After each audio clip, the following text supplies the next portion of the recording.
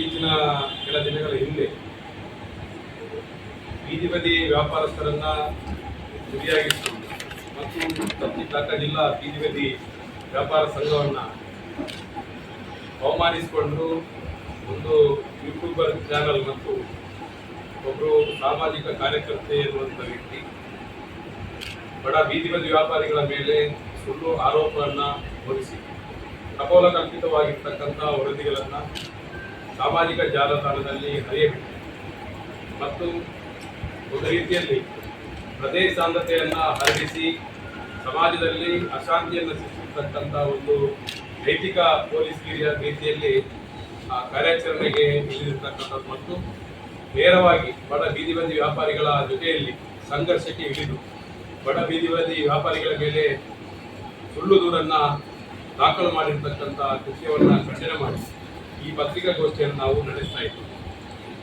ನಗರದ service bus ನಿಲ್ದಾಣದ ಆವರಣದ ಭಾಗದಲ್ಲಿ ವ್ಯಾಪಾರ ಮಾಡ್ತಾ ಇರುವಂತಹ ಗೂಢಗಿರಿದಾರರನ್ನ ಮತ್ತು ಕೆಲವು ಬ್ಯೂಟಿ ಪಾರ್ಲರ್ಗಳನ್ನು ಮತ್ತು ಅಂಗವಿಕಲರ ಕೋಟದಡಿಯಲ್ಲಿ ವ್ಯಾಪಾರ ನಡೆಸ್ತಕ್ಕಂಥವರ ಮೇಲೆ ಒಂದು ಹಂತದಲ್ಲಿ ಅವರು ಕಾರ್ಯಾಚರಣೆ ರೀತಿಯಲ್ಲಿ ವರದಿಗಳನ್ನು ಮಾಡಿದರು.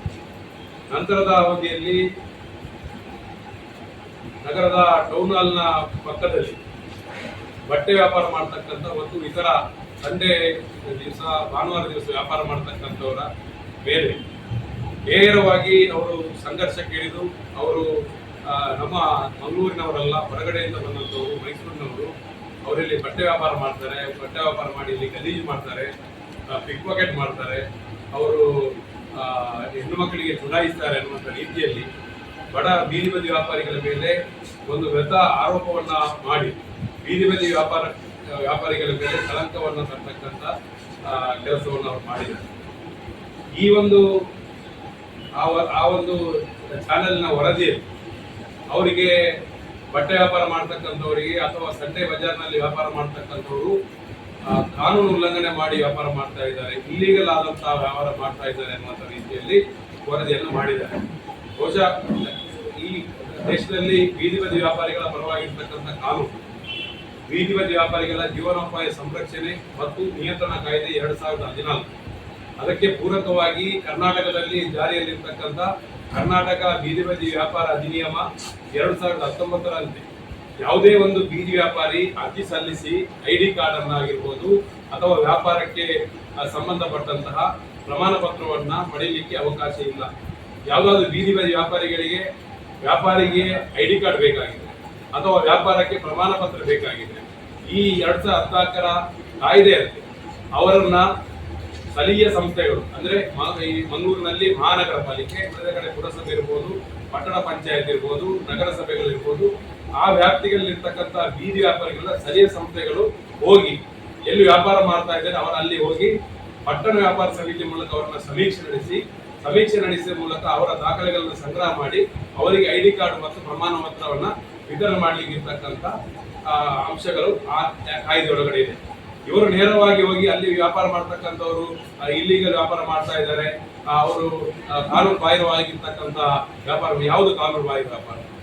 ಬೀದಿಯಲ್ಲಿ ಬಟ್ಟೆ ವ್ಯಾಪಾರ ಮಾಡುವಂಥದ್ದು, ತರಕಾರಿ ಹಣ್ಣು ಹಂಪಲು ಮಾರಾಟ ಮಾಡುವಂಥದ್ದು ಹೇಗೆ ಅಕ್ರಮ ವ್ಯಾಪಾರ ಆಗ್ತದೆ? ನಿಷೇಧಿತ ವಸ್ತುಗಳನ್ನು ಅವರು ಮಾರಾಟ ಮಾಡ್ತಾ ಇದ್ರು.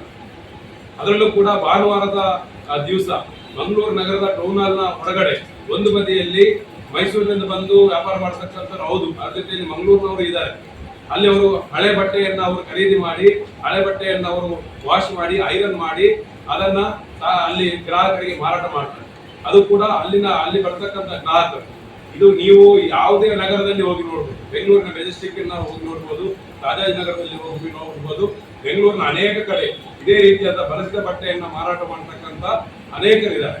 ಅದೇ ರೀತಿಯಲ್ಲಿ ನಗರದ ಬೇರೆ ಬೇರೆ ರಾಜ್ಯದ ಈ ದೇಶದ ಬೇರೆ ಬೇರೆ ನಗರಗಳಲ್ಲಿ ಹಳೆ ಬಟ್ಟೆಗಳನ್ನ ವ್ಯಾಪಾರ ಮಾಡ್ತಾ ಇದ್ದಾರೆ. ಹಳೆ ಬಟ್ಟೆಗಳನ್ನು ಕೂಡ ಖರೀದಿ ಮಾಡ್ಲಿಕ್ಕೆ ಕೂಡ ಜನ ಬರ್ತಾರೆ. ಅಂದ್ರೆ ಬಡವರಿಗೆ ಆ ರೀತಿಯ ಮೂಲಕ ಆದ್ರೂ ಅವ್ರ ಬಟ್ಟೆಯನ್ನ ಪಡ್ಕೊಳ್ಳಿಕ್ಕೆ ಒಂದು ಅವಕಾಶ ಇರ್ತಕ್ಕಂಥ ಮತ್ತು ಮಂಗಳೂರು ನಗರದಲ್ಲಿ ಅದೇ ರೀತಿ ವ್ಯಾಪಾರ ಮಾಡ್ತಕ್ಕಂಥವ್ರ ಮೇಲೆ ಇವತ್ತು ವ್ಯಥಾ ಆರೋಪವನ್ನ ಮಾಡ್ತಾ ಇದ್ದಾರೆ, ಅವರು ಇಲ್ಲಿಗಲ್ ಆಕ್ಟಿವಿಟೀಸ್ ಮಾಡ್ತಾ ಇದ್ದಾರೆ. ಇವತ್ತು ನೋಡಿ, ಮಹಾನಗರ ಪಾಲಿಕೆ ಅವರನ್ನ ಗುರುತು ಮಾಡಿ, ಅವರನ್ನ ಸಮೀಕ್ಷೆ ಮಾಡಿ ID ಕಾರ್ಡ್ ಕೊಡಬೇಕಾಗಿರ್ತಕ್ಕಂಥದ್ದು ಮಹಾನಗರ ಪಾಲಿಕೆ. 2014 ಮುಂಚಿತವಾಗಿ ಯಾರೆಲ್ಲ ವ್ಯಾಪಾರ ಮಾಡ್ತಾ ಇದ್ರು ಅವರೆಲ್ಲರಿಗೂ ಕೂಡ ಸರ್ವೆ ಮಾಡಿ ಅವ್ರ ಐಡಿ ಕಾರ್ಡ್ ಕೊಡಬೇಕಾಗಿ ಮಹಾನಗರ ಪಾಲಿಕೆ ಮಾಡದಂತ ತಪ್ಪನ್ನ ಅದನ್ನ ಬೀದಿ ಬದಿ ವ್ಯಾಪಾರಿಗಳ ಮೇಲೆ ಹೊರಿಸಿ ಅವರು ಇಲ್ಲಿಗಲ್ ಆಕ್ಟಿವಿಟೀಸ್ ಮಾಡ್ತಾ ಇದ್ದಾರೆ ಅಂತ ಹೇಳಿ ಒಂದು ರೀತಿಯಲ್ಲಿ ಅವರು ಪತ್ರಕರ್ತರು ಅಥವಾ ಒಂದು ಚಾನೆಲ್ ನಿರೂಪಕರು ಅಥವಾ ಯಾವುದೋ ಒಂದು ಎಪಿಸೋಡ್ ನಡೆಸ್ತಾ ಇದ್ದಾರೋ ಗೊತ್ತಿಲ್ಲ. ಈ ರೀತಿಯ ಒಂದು ಅವ್ರ ಪತ್ರಕರ್ತೆಯೋ ಅಥವಾ ಸಾಮಾಜಿಕ ಕಾರ್ಯಕರ್ತರು ಅದನ್ನು ಮೊದಲು ಅವರು ಸ್ಪಷ್ಟಪಡಿಸಬೇಕು. ಸಾಮಾಜಿಕ ಕಾರ್ಯಕರ್ತರಾಗಿದ್ರೆ ಸರ್ಕಾರ ವ್ಯವಸ್ಥೆಯನ್ನ ಪ್ರಶ್ನೆ ಮಾಡ್ಲಿಕ್ಕೆ ಅವರಿಗೆ ಎಲ್ಲ ರೀತಿಯ ಅರ್ಹತೆ ಇದೆ. ಪತ್ರಕರ್ತರಾಗಿ ಅವರಿಗೆ ಪ್ರಶ್ನೆ ಮಾಡ್ತಕ್ಕಂಥ ಅರ್ಹತೆ ಇದೆ. ಆದ್ರೆ ನೇರವಾಗಿ ಜನರ ಜೊತೆಯಲ್ಲಿ ಸಂಘರ್ಷಗಳಿರ್ತಕ್ಕಂಥ ನೇರವಾಗಿ ಅಧಿಕಾರಿಗಳನ್ನ ಇವತ್ತು ಸಂಘರ್ಷಕ್ಕೆ ಎಡೆಮಾಡಿಕೊಡುವಂತ ರೀತಿ ಇವತ್ತು ಅವರು ಮೈಸೂರಿನವರು ಅವರು ಈ ಜಿಲ್ಲೆಯವರಲ್ಲಂತ ಹೇಳಿ ಅವರ ಮೇಲೆ ಒಂದು ಪ್ರದೇಶಾಂತತೆಯನ್ನ ಹರಡಿಸಿ ಅಲ್ಲಿ ಜನರನ್ನ ಸೇರಿಸಿ ಅಲ್ಲಿ ಮತ್ತೆ ಜನರಿಂದ ಅವರಿಗೆ ಬಯಸ್ತಕ್ಕಂಥ ಅವರನ್ನ ಹೀಯಾಳಿಸ್ತಕ್ಕಂಥ ಕೆಲಸ ಏನಾಗ್ತಾ ಇದೆ ಇದು ಖಂಡನೀಯವಾಗಿರ್ತಕ್ಕಂಥದ್ದು. ಇದನ್ನ ಪೊಲೀಸರಾಗಿ ಗಂಭೀರವಾಗಿ ಪರಿಗಣಿಸಬೇಕು. ಅವರು ಈ ರೀತಿಯ ಮಾಡ್ತಕ್ಕಂಥ ಸಂದರ್ಭದಲ್ಲಿ ಅವ್ರ ಮೊನ್ನೆ ಜಬೀಲಾ ಎನ್ನುವಂತವರ ವಿರುದ್ಧ ಪ್ರಕರಣ ದಾಖಲು ಮಾಡ್ತಾರೆ. ಅವ್ರು ಕೇಳಿರ್ತಕ್ಕಂಥ ಪ್ರಶ್ನೆಗಳಿಗೆ ಉತ್ತರ ಕೊಡ್ತಾರೆ. ಜನ ಮಾತಾಡಿರ್ತಕ್ಕಂಥ ಅವ್ರನ್ನ ಎಡಿಟ್ ಮಾಡಿ ಅವರ ಆಡಿಯೋ ವಿಡಿಯೋ ರಿಲೀಸ್ ಮಾಡ್ತಾರೆ. ಜನರಿಗೆ ಅದನ್ನು ಸರಿಯಾಗಿ ಮಾತಾಡಿದಕ್ಕನ್ನ ಎಡಿಟ್ ಮಾಡಿದ್ದಾರೆ. ಅಲ್ಲಿ ಅವರು ಅನಕ್ಷರಸ್ಥರಿದ್ದಾರೆ, ವಿದ್ಯಾವಂತರಿದ್ದಾರೆ. ಅವರಲ್ಲಿರ್ತಕ್ಕಂಥ ಕೆಲವು ಅಂಶಗಳನ್ನು ಅಲ್ಲಿ ಮಾಧ್ಯಮದ ಮುಂದೆ ಹೇಳುವ ಮೂಲಕ ಮಾಧ್ಯಮದ ತೋರಿಸುವ ಮೂಲಕ ಇವತ್ತು ಎಲ್ಲ ಬೀದಿ ಬದಿ ವ್ಯಾಪಾರಸ್ಥರು ಇದೇ ರೀತಿ ಎನ್ನುವಂತ ರೀತಿಯ ಭಾವನೆಯನ್ನ ಮೂಡಿಸಲಿಕ್ಕೆ ಒಂದು ಪ್ರಯತ್ನವನ್ನು ಮಾಡ್ತಾರೆ. ಇದನ್ನು ನಾವು ಖಂಡಿಸ್ತೇವೆ. ಮತ್ತು ಇದೊಂದು ರೀತಿಯಲ್ಲಿ ಇವತ್ತು ಆ ಜಿಲ್ಲೆಯ ಮಂಗಳೂರಿನವರು ಮೈಸೂರಿನವರು ಅನ್ನುವಂತ ರೀತಿಯಲ್ಲಿ ಒಂದು ಭಿನ್ನತೆಯನ್ನು ಸೃಷ್ಟಿಸಿ ಇದು ಒಂದು ರೀತಿಯಲ್ಲಿ ಪ್ರದೇಶಾಂತತೆ ಅವನು ಅಲ್ಲಿಯವರು ಬರಬಾರ್ದು ಇಲ್ಲಿಯವರು ಬರಬಾರ್ದು ಎನ್ನುವಂಥದ್ದೇ ಆ ರೀತಿಯ ಒಂದು ವಾದವೇ ಒಂದು ರೀತಿಯ ಒಂದು ಪ್ರದೇಶಾಂತತೆ. ಇದು ಕೂಡ ಒಂದು ರೀತಿಯಲ್ಲಿ ಅವರು ಒಂದು ನೈತಿಕ ಪೊಲೀಸ್ ರೀತಿಯಲ್ಲಿ ಮಾಡ್ತಾ ಇದ್ದಾರೆ. ಇದಕ್ಕೆ ಒಂದು ಜಿಲ್ಲಾಡಳಿತ ಕಡಿವಾಣ ಹಾಕ್ಬೇಕು.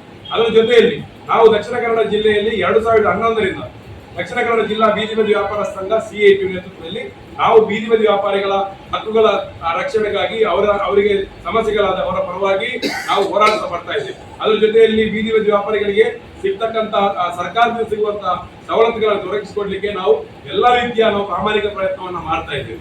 ನಾವು ಕೂಡ ಕರ್ನಾಟಕ ಸಹಕಾರ ಸಂಘಗಳ ನಿಬಂಧನೆಗಳ ಅಧಿನಿಯಮ ಏನಿದೆ 1959 ಪ್ರಕಾರ ನಾವು ನಮ್ಮ ಸಂಘವನ್ನ ನೋಂದಣಿ ಮಾಡಿಕೊಂಡು ನಾವೇ ಒಂದು ಕಾರ್ಯಯೋಜನೆ ಹಾಕಿಕೊಂಡು ನಾವೇ ರಚಿಸಿದಂತ ಬೈಲಾಕ್ಕೆ ಅಧಿಕೃತವಾಗಿ ಸಹಕಾರ ಇಲಾಖೆ ನಿಬಂಧಕರ ಕಚೇರಿಯಲ್ಲಿ ನೋಂದಣಿ ಮಾಡಿಕೊಂಡು ನಾವು ಅಲ್ಲಿಂದ ನಮ್ಮ ಸದಸ್ಯರಿಂದ ಸದಸ್ಯತ್ವವನ್ನು ಪಡೆಯುತ್ತೇವೆ. ನಮ್ಮ ಸದಸ್ಯರಿಂದ ಸಂಘಟನಾ ಚಟುವಟಿಕಾ ನಿಧಿಗೆ ನಾವು 20 ರೂಪಾಯಿಗೆ ಸಂಗ್ರಹ ಮಾಡ್ತೇವೆ. ಅದಕ್ಕೆ ನಾವು ಪ್ರತಿನಿತ್ಯವೂ ಕೂಡ ವಾರಕ್ಕೆ ಪ್ರತಿ ವಾರವೂ ಕೂಡ ನಮ್ಮ ಸದಸ್ಯರಿಗೆ ಕಚೇರಿಗೆ ಬಂದು ಹಣ ಪಾವತಿ ದೇಣಿಗೆಯನ್ನು ಪಾವತಿ ಮಾಡಲಿಕ್ಕೆ ಕಷ್ಟ ಆಗ್ತದೆ. ಹಾಗಾಗಿ ನಮ್ಮ ಸಿಬ್ಬಂದಿಯನ್ನೇ ನಾವು ಸಂಗ್ರಹ ಮಾಡಲಿಕ್ಕೆ ನಮ್ಮ ಸದಸ್ಯರ ಬಳಿ ನಾವು ಕಳಿಸ್ತೇವೆ. ಅದನ್ನೇ ಒಂದು ರೀತಿಯಲ್ಲಿ ರೆಡ್ ಹ್ಯಾಂಡ್ ಆಗಿ ಯಾವುದೇ ರೀತಿಯ ಒಂದು ಹಪ್ತ ವಸೂಲಿ ಮಾಡುವವರನ್ನ ಹಿಡಿದ ರೀತಿಯಲ್ಲಿ ನಮ್ಮ ಮಹಿಳಾ ಸಿಬ್ಬಂದಿಯ ಮೇಲೆ ಅವರನ್ನು ಅವಮಾನಿಸುವಂತಹ ರೀತಿಯಲ್ಲಿ ಅವರನ್ನ ತಡೆದು ಅನಗತ್ಯವಾದಂತಹ ಪ್ರಶ್ನೆಗಳನ್ನ ಕೇಳಿ ಅವರಿಗೆ ಅವಮಾನ ಮಾಡತಕ್ಕಂತ ರೀತಿಯಲ್ಲಿ ಈ ಚಾನೆಲ್ ಮತ್ತು ಅವರು ಮಾಡಿದ್ದಾರೆ. ಅದನ್ನು ಕೂಡ ಪ್ರಸಾರ ಮಾಡಿದ್ದಾರೆ. ನಾವು ನಮ್ಮ ಸದಸ್ಯರಿಂದ ಸಂಗ್ರಹಣೆ ನಾವು ವಾರಕ್ಕೆ 20 ರೂಪಾಯಿ ದೇಣಿಗೆಯನ್ನ ವಾರ ದೇಣಿಗೆ ಸಂಗ್ರಹ ಮಾಡಿ ಅದಕ್ಕೆ ಬೇಕಾಗಿರ್ತಕ್ಕಂಥ ದಾಖಲೆ ನಮ್ಮ ಹತ್ರ ಇದೆ. ಅದನ್ನ ಸಂಬಂಧಪಟ್ಟ ಸರ್ಕಾರಕ್ಕೆ ಮಾಹಿತಿಯನ್ನು ಕೊಟ್ಟು ನಾವು ಸಂಗ್ರಹ ಮಾಡ್ತಕ್ಕಂಥ ಅದರಿಂದ ಬರ್ತಕ್ಕಂಥ ಆದಾಯದಲ್ಲಿ ನಮ್ಮ ಬಡ ಬೀದಿ ಬದಿ ವ್ಯಾಪಾರಿಗಳ ಮಕ್ಕಳ ಶೈಕ್ಷಣಿಕ ಸೇವೆಗಳಿಗೆ ಅವರಿಗೆ ನಾವು ನೆರವನ್ನ ಕೊಡ್ತೇವೆ.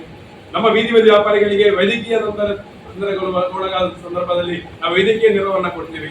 ಯಾರಾದ್ರೂ ನಮ್ಮ ಬೀದಿ ಬದಿ ವ್ಯಾಪಾರಿಗಳು ಮರಣಪಟ್ಟಂತಹ ಸಂದರ್ಭದಲ್ಲಿ ಅವರಿಗೆ ಮರಣ ಪರಿಹಾರವಾಗಿ ನಾವು ನೀಡ್ತೇವೆ. ಅದ್ರ ಜೊತೆಯಲ್ಲಿ ನಮ್ಮ ಕಚೇರಿಯನ್ನು ನಿರ್ವಹಣೆ ಮಾಡ್ತೇವೆ. ಕಚೇರಿಗೆ ಸಿಬ್ಬಂದಿಗಳಿಗೆ ಬಾಡಿಗೆಯನ್ನು ಸಂಬಳವನ್ನು ಕೊಡ್ತಕ್ಕಂಥದ್ದು ಇರ್ಬೋದು.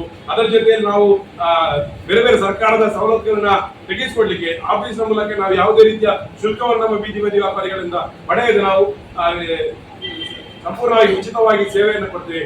ಈ ಎಲ್ಲ ಅಂಶಗಳಿಗಾಗಿ ನಾವು ನಮ್ಮ ಬೀದಿ ಬದಿ ವ್ಯಾಪಾರಸ್ಥರ ನಮ್ಮ ಸದಸ್ಯರಿಂದ ನಾವು ದೇಣಿಗೆಯನ್ನು ಸಂಗ್ರಹ ಮಾಡ್ತೀವಿ. ಇದೆಲ್ಲವನ್ನ ಇವತ್ತು ಒಂದು ರೀತಿಯಲ್ಲಿ ಅಪರಾಧ ಎನ್ನುವಂತ ರೀತಿಯಲ್ಲಿ ಒಂದು ಕಾನೂನು ಬಾಹಿರ ಕೃತ್ಯ ಎನ್ನುವಂತ ರೀತಿಯಲ್ಲಿ ಬಿಂಬಿಸ್ತಕ್ಕಂಥ ಕೆಲಸವನ್ನ ಇವರು ಮಾಡ್ತಾ ಇದ್ರೆ ಇದನ್ನು ನಾವು ಖಂಡನೆ ಮಾಡ್ತೀವಿ. ಮತ್ತು ಆ ರೀತಿಯ ಏನು ಜನರಲ್ಲಿ ಒಂದು ಗೊಂದಲವನ್ನ ಸೃಷ್ಟಿ ಮಾಡ್ತಕ್ಕಂಥ ಕೆಲಸವನ್ನ ಏನು ಮಾಡ್ತಾ ಇದ್ದಾರೆ ಅದನ್ನು ನಾವು ಅದನ್ನು ನಿಲ್ಲಿಸಬೇಕು ಮತ್ತು ಅವರ ಮೇಲೆ ಸೂಕ್ತವಾದ ಕಾನೂನು ಕ್ರಮಗಳು ಜರುಗಬೇಕು ಅಂತ ಹೇಳಿ ನಾವು ಈ ಪತ್ರಿಕೆಗೋಷ್ಠಿಯ ಮೂಲಕ ನಾವು ಒತ್ತಾಯ ಮಾಡ್ತೀವಿ. ಈಗ ನಮ್ಮ ಸಂಘದ ಕಾರ್ಯಾಧ್ಯಕ್ಷರಾಗಿರ್ತಕ್ಕಂಥ ಸುನೀಲ್ ಕುಮಾರ್ ಬಜಾಲ್ ಅವರು ಕೂಡ ನಿಮ್ಮನ್ನು ಉದ್ದೇಶ ಮಾಡ್ತಾರೆ. ನಿಜವಾಗಿಯೂ ಕೂಡ ಅತ್ಯಂತ ಖಂಡನಾರ್ಹವಾದಂತ ಒಂದು ಇದು. ಯಾಕಂದ್ರೆ ಬಡಪಾಯಿ ಬೀದಿ ಬದಿ ವ್ಯಾಪಾರಸ್ಥರ ಬಗ್ಗೆ ಒಂದು ಕೆಟ್ಟದಾಗಿ ಚಿತ್ರಣವನ್ನ ಮಾಡುವುದು ಮಾತ್ರ ಅಲ್ಲ, ಅವರ ಕಷ್ಟಕ್ಕೆ ಸ್ಪಂದನ ಮಾಡ್ತಕ್ಕಂಥ ಒಂದು ಸಂಘದ ಬಗ್ಗೆನೂ ಕೂಡ ಅವಹೇಳನಕಾರಿ ಮಾತುಗಳನ್ನು ಆಡ್ತಕ್ಕಂಥದ್ದು, ಒಂದು ಇಡೀ ಸಮಾಜದ ಒಳಗಡೆ ಬೀದಿ ಬದಿ ವ್ಯಾಪಾರಸ್ಥರನ್ನ ಒಂದು ಕೆಟ್ಟದಾಗಿ ಚಿತ್ರಣ ಮಾಡ್ತಕ್ಕಂಥದ್ದು ಇದೆಯಲ್ಲ, ಇದು ಯಾವ ಕಾರಣಕ್ಕೂ ಒಪ್ಪಿಗೆ ಸಾಧ್ಯತೆ ಇಲ್ಲ. ಇವರಿಗೆ ಅಪಪ್ರಚಾರ ಮಾಡ್ತಕ್ಕಂಥ ಗೊತ್ತಿರಬೇಕು. ಈ ಸಂಘವನ್ನ ಪ್ರಾರಂಭ ಮಾಡಿದಾಗ ನಾವೇ ಇದ್ದದ್ದು 2011ರಲ್ಲಿ. ಏನೆಲ್ಲ ಅಪಪ್ರಚಾರ ಇತ್ತು ಈ ಮಂಗಳೂರಲ್ಲಿ. ಮಂಗಳೂರಿನ ಬೀದಿ ಬದಿ ವ್ಯಾಪಾರಸ್ಥರು ಯಾರು ಕೂಡ ಮಂಗಳೂರಿನವರಲ್ಲ, ಅವರು ಪಾಕಿಸ್ತಾನದಿಂದ ಬಂದವರು, ಬಾಂಗ್ಲಾದೇಶದ ಬಂದವರು ಅಂತ ಹೇಳಿ ಆವತ್ತಿನ ಪ್ರಚಾರ 2011ಕ್ಕೆ. ಮಾತ್ರವಲ್ಲ, ಅವರು ಹೆಣ್ಮಕ್ಕಳಿಗೆ ಚುನಾವಣೆ ಮಾಡ್ತಾರೆ ಅಂತ, ಅಲ್ಲಿ ಗಾಂಜಾ ಮಾಡ್ತಾರೆ ಅಂತ ಏನೇನೆಲ್ಲ ಇತ್ತು, ಅವೆಲ್ಲವನ್ನು ಕೂಡ ಅಂತ ಎಲ್ಲಾ ಅಪಪ್ರಚಾರಗಳನ್ನ ಮೆಟ್ಟಿ ನಿಂತು ನಾವು ಸಂಘ ಕಟ್ಟಿ ಕಳೆದ 16 ವರ್ಷದಿಂದ ಈ ಮಂಗಳೂರಿನಲ್ಲಿ ನಾವು ಇದ್ದೇವೆ. ಮಾತ್ರವಲ್ಲ, ಈ ಹೋರಾಟ ಎಲ್ಲಿವರೆಗೆ ಆಯ್ತಂದ್ರೆ ಪಾರ್ಲಿಮೆಂಟಿನ ಒಳಗಡೆನೂ ಕೂಡ ಕಮ್ಯುನಿಸ್ಟ್ ಪಕ್ಷದ ಎಂಪಿಗಳು ಫೈಟ್ ಮಾಡಿ ಕಾನೂನು ಬಂದಿದೆ ಇವರಿಗೆ. ಅಂದ್ರೆ ಬೀದಿ ಬದಿ ವ್ಯಾಪಾರಸ್ಥರ ಪರವಾಗಿ ಇಡೀ ದೇಶದ ಒಳಗಡೆ ಅತ್ಯಂತ ದೃಢವಾಗಿ ಫೈಟ್ ಮಾಡ್ತಕ್ಕಂಥ ಸಂಘಟನೆ CITU ಸಂಘಟನೆ. ಇವತ್ತು ನಮ್ಮ ಬಗ್ಗೆ ಕೇವಲವಾಗಿ ಮಾತಾಡ್ತಕ್ಕಂಥ ನಾವಂತೂ ಒಪ್ಪಿಗೆ ಸಾಧ್ಯತೆ ಇಲ್ಲ. ನಿಜವಾಗಿ ಇವರಿಗೆ ತಾಕತ್ತಿದ್ರೆ, ನಾವು ನೇರ ಹೇಳ್ತೇವೆ, ತಾಕತ್ತಿದ್ರೆ ನೀವು ಬಡಪಾಯಿ ಬೀದಿ ಬದಿ ವ್ಯಾಪಾರಸ್ಥರ ಮೇಲೆ ನಿಮ್ಮ ಪೌರುಷ ಅಲ್ಲ. ಮಂಗಳೂರಿನಲ್ಲಿ ದೊಡ್ಡ ದೊಡ್ಡ ಕುಳಗಳಿದ್ದಾರೆ, ಕಳ್ಳ ಕದಿಮರಿದ್ದಾರೆ, ಮಂಗಳೂರು ಮಹಾನಗರವನ್ನೇ ಮಾಡ್ಲಿಕ್ಕೆ ಇದ್ದಾರೆ. ಅವರ ಬಗ್ಗೆ ಇವರು ಮಾತಾಡ್ತಾರ? TDR ಹಗರಣ ಏನೆಲ್ಲ ಆಗಿದೆ ಮಂಗಳೂರಿನಲ್ಲಿ? ಬಡಪಾಯಿ ಜನರಿಗೆ ಭೂಮಿ ಕೊಟ್ಟಿದ್ದಾರ? ಎಷ್ಟೆಲ್ಲ ಅವಾಂತರ ಇದೆ. ಇವು ಬೀದಿ ಬದಿ ವ್ಯಾಪಾರಸ್ಥರಿಂದಲೇ ಮಂಗಳೂರು ರಸ್ತೆಯಲ್ಲಿ ನಡೆದಾಡಲು ಆಗ್ತಾ ಇಲ್ಲ ಅನ್ನೋಂಥ ಒಂದು ಭೂಮಿ ಕೂರಿಸ್ತಾ ಇದ್ದಾರೆ. ಮಾಧ್ಯಮದ ಮಿತ್ರರು ತಾವುಗಳಿದ್ದೀರಾ. ಇಡೀ ಮಂಗಳೂರು ನಮ್ಮ ಸಣ್ಣ ನಗರ. ಈ ಸಣ್ಣ ನಗರದಲ್ಲಿ ಒಂದು 5% ರಸ್ತೆಯಲ್ಲಿ ಮಾತ್ರ ಬೀದಿ ಬದಿ ವ್ಯಾಪಾರ ಇರೋದು. 95% ರಸ್ತೆಯಲ್ಲಿ ಇರುವುದು ರಸ್ತೆ ಅಗಲ ಆಗಿದೆ ಅಲ್ಲ, ಲಕ್ಷಗಟ್ಟಲೆ ಕಾರ್ ನಿಲ್ಲಿಸ್ಲಿಕ್ಕೆ ಇರುವಂತದ್ದು. ಎಲ್ಲಿ ಬೀದಿ ಬದಿ ವ್ಯಾಪಾರ ಇದೆ? ಅಂದ್ರೆ ಕೇವಲ ಒಂದು 4-5% ರಸ್ತೆಯಲ್ಲಿ ಬೀದಿ ಬದಿ ವ್ಯಾಪಾರ, ಅದನ್ನೇ ದೊಡ್ಡದಾಗಿ ಚಿತ್ರೀಕರಿಸಿ ಅವರ ವಿರುದ್ಧ ಅಪಪ್ರಚಾರ ಮಾಡುವಂಥದ್ದು ಖಂಡಿತಕ್ಕೂ ಅದು ತುಂಬಾ ನೋವಿನ ಸಂಗತಿ. ಅದನ್ನು ಯಾವತ್ತೂ ಕೂಡ ಮಾಡಬಾರ್ದು.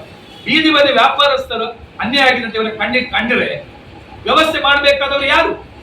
ಮಂಗಳೂರು ಮಹಾನಗರ ಪಾಲಿಕೆ, ಸ್ಥಳೀಯ ಆಡಳಿತ. ನೀವು ಉಳ್ಳಾಲಕ್ಕೆ ಹೋದ್ರೆ ಉಳ್ಳಾಲ ನಗರಸಭೆ, ಅಲ್ಲಿನ ಪುರಸಭೆ, ಪಟ್ಟಣ ಪಂಚಾಯತ್ ಅವರು ಮಾಡಬೇಕು.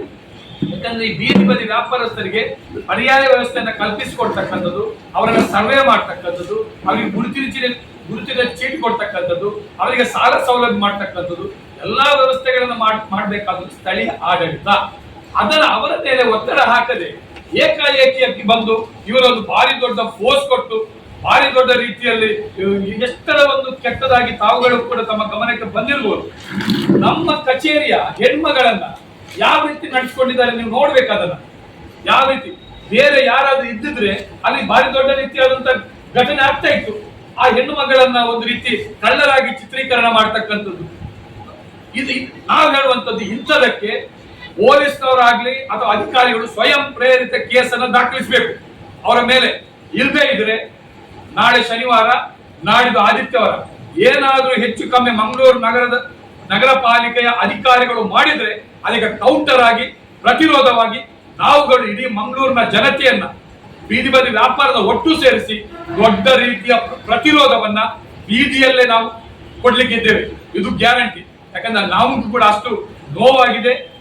ಈ ಬೀದಿ ಬದಿ ವ್ಯಾಪಾರಸ್ಥರ ಪರವಾಗಿ 16 ವರ್ಷದಿಂದ ನಾವು ಮಾತಾಡಿದ್ವಿ. ನಮಗೆ ಮಾತ್ರ ನೈತಿಕತೆ ಇರೋದು ಅವರ ಪರವಾಗಿ ದೃಢವಾಗಿ ನಿಂತು ಮಾತಾಡ್ಲಿಕ್ಕೆ. ಆದ್ರಿಂದ ಆ ಕೆಲಸ ನಾವು ಮುಂದಕ್ಕೂ ಮಾಡ್ತೀವಿ. ಇವರು ಮೈಸೂರು ಅಂತ ಹೇಳಿದ್ರಲ್ಲ, ಮಂಗಳೂರಿನವ್ರು ಎಷ್ಟು ಕಡಿದ್ದಾರೆ? ನೀವು ಮುಂಬೈಗೆ ಹೋದ್ರೆ ಮಂಗಳೂರಿನವ್ರು ಸಿಗ್ತಾರೆ.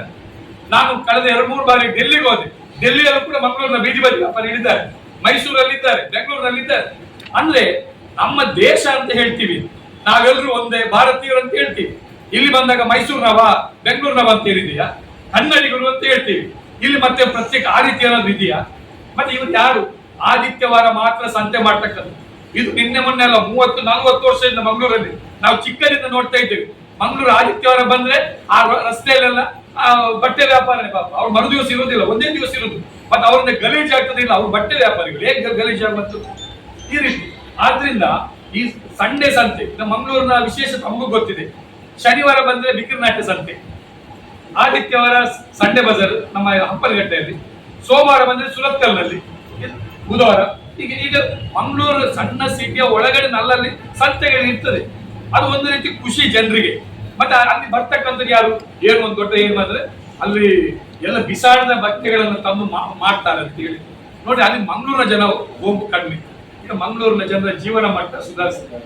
ಅದಕ್ಕಿಂತ ಕೆಳಗಡೆ ಇರ್ತಕ್ಕಂಥ ಜೀವನ ಕಷ್ಟದಲ್ಲಿ ಇರ್ತಕ್ಕಂಥ ಜೀವಿಗಳು ಮಾತ್ರ ಜನ ಹೋಗುತ್ತಾರೆ ಪಾಪ ಡ್ರೆಸ್ ತಗೊಳ್ಳಿಕ್ಕೆ. ಅಂದ್ರೆ ಡ್ರೆಸ್ ತಗೊಳ್ಳಿಕ್ಕೆ ಪರದಾಡ್ತಕ್ಕಂಥ ಜನ ಇದ್ದಾರೆ. ಅಂತ ಬಡವರು ಹೋಗುವಂಥದ್ದು ಯಾರು, ಇವರಿಗೆ ಯಾರನ್ನಾದ್ರೂ ಕೈಯಿಂದ ಎಳಿತಾರ?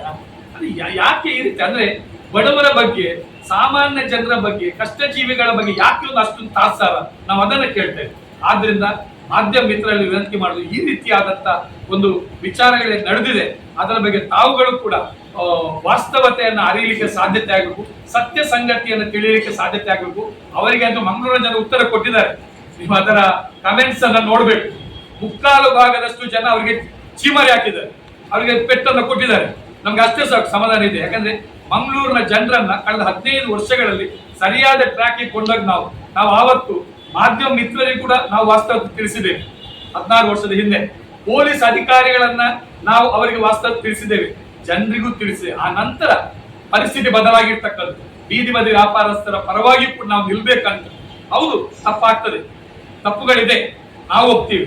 ಆದ್ರೆ ಅದನ್ನು ಯಾರು ಮಾಡ್ಬೇಕಾದದ್ದು ಸ್ಥಳೀಯ ಆಡಳಿತ ಮಾಡ್ಬೇಕಂತ ಇಷ್ಟು ವಿಚಾರವನ್ನು ನಾವು ಹೇಳ್ತೇವೆ.